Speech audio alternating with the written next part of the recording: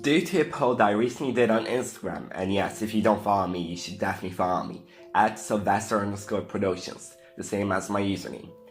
Due to that poll, I received overwhelming demand for a film photography video, and this is something that I've been getting more and more into, so let me just make this short video about film basics.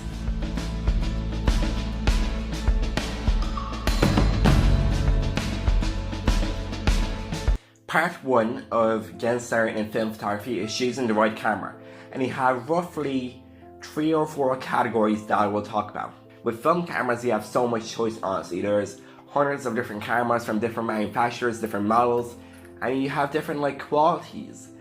I recommend going for the quality tested, QC, low sticker on the cameras. Those seem to work the best. So anyways, once you have found a good reliable camera seller, what camera are you going to go for? Well, first you have mechanical cameras, and these have zero batteries, zero electrical components. It's all manual. This is fabulous for just having a reliable camera that will last you the years, that will last you really cold conditions, really hot conditions, and you don't need to rely on electronics. Basically, I could drop this camera off a wall, just kick it, throw it back, and if the glass didn't break, the camera would probably still work because there's nothing really important to break. So number 1, mechanical cameras. Number 2 is your mechanical cameras with a battery. Now, I really like these as well because these are kind of like this, mechanical, but your battery is used for the light meter, and this checks your exposure and gets you a suggestion for the camera settings that you should use. And these cameras are amazing, very useful, and even if you didn't want to use a battery, you could use a camera without the light meter. So that's a fabulous choice that I absolutely love. The third choice is going to be your digital cameras, and I'm going to talk about these in 2 options. Number 1 is your compacts. These are the really small cameras that sometimes have a zooming out lens, and yeah, they're mainly all fully digital, and they're great for just getting out of your pocket and taking a quick shot. The most popular of these right now is probably the Contax T2, but this is super expensive, and as a cheap alternative, I would recommend the Olympus Stylus. This is a really small camera and it's really nice. Thanks for a suggestion, Tony. Then you have your digital SLRs, and I actually have one myself. This is a Minolta Dynax 4. As you can see, when I take this off, you have a mirror in there. And with that, you can attach lenses like this one, a 28-105 zoom lens. And these cameras are great for anyone who's used to the digital camera like a DSLR, an Nikon, Fujifilm, Sony, etc. and wants to try out film photography. This is very comfortable, it has the same comfortable hold, and as you can see, there's a lot of settings on top and a lot of options, so you don't really need to think too much about the light exposures, etc. All you need to worry about is your composition. Amazing stuff. However, with digital cameras, these require batteries. This one actually uses this very popular battery set, the CR2s, and you can get these in most camera shops or online, and you need 2 of these to power this camera. Without these batteries, you can't use this camera at all, so that's the thing you need to keep in mind. I either recommend a compact digital just for the form factor and the ease of use, or the mechanical camera with a battery powered light meter.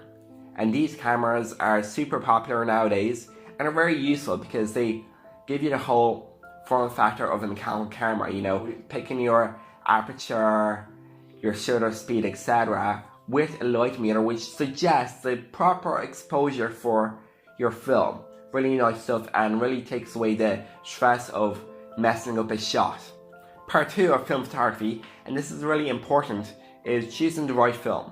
And I need to stress that I'm only talking about 35mm films in this video, no medium format or large format, but even at that you have a huge amount of choice. I've actually tested about 4 films, and these being the Fujifilm C100, C200, the Portra 400, which I'm using right now, and a Triax. There's a few things that you need to know before picking a film. Firstly is your shutter count. Some of these have 24 shots in a film roll, others like the Portra 400 have 36 shots. And this means you can take 36 shots and then you have to develop the film. Really nice stuff. I love the 36 shots. It lasts a long time. But also, these films have really individual characteristics. For instance, I find that a Portra is a bit warm, has amazing highlight recovery. You can basically shoot 6 stops overexposed and you can still recover the highlights. And it's also good in dark conditions, so like concert venues, etc. The Triax films are black and white and the grain is phenomenal. You can't really compare it to any other on the market. But as a beginner, I recommend starting with the Fujifilm C100 or C200 because they seem to be the cheapest. I think like €4 or €5 per roll, which is roughly the same amount of pounds and dollars. And they have really nice colors. I'll show a few examples of all the shots I've shot on a Fujifilm C200 film. And I think they turn out pretty nice in the colors and the whole feel of them. And part 3, I'm going to talk about the very basics of choosing the right camera settings. I'm going to refer to a mechanical camera because it's the easiest to discuss. And yeah, with your film speed, this Portra 400 has a film speed of 400. That means that its ISO is 400. Film speed and ISO are the same thing in film photography. So when exposing, I like to use the Sunny 16 rule. And this is the simplest, quickest rule without having to use a light meter or check the exposure with your phone. So what I do is, I set my shutter speed, which is represented right here or on top here, to the same speed as my film. So for Portra 400, your shutter speed should be at 1/500. With that established, all you really need to worry about is your exposure. So this is the way that Sunny 16 rule works. With the shutter speed correct, you change the aperture to change your exposure.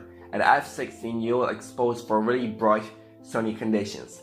At f11, it'll be slightly cloudy. At f8, it'll be kind of overcast but still in daylight. And as you keep on going down, it's darker and darker conditions. If you're in a really dark condition, I'm going to give an example of a concert venue. You might want to change your shutter speed and then still use the lowest aperture, but for basic purposes, you don't really need to worry about your shutter speed at all.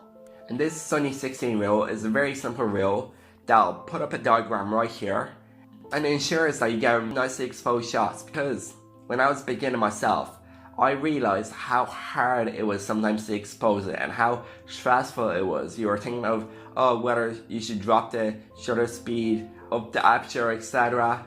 And no, it's so simple with the Sunny 16 rule.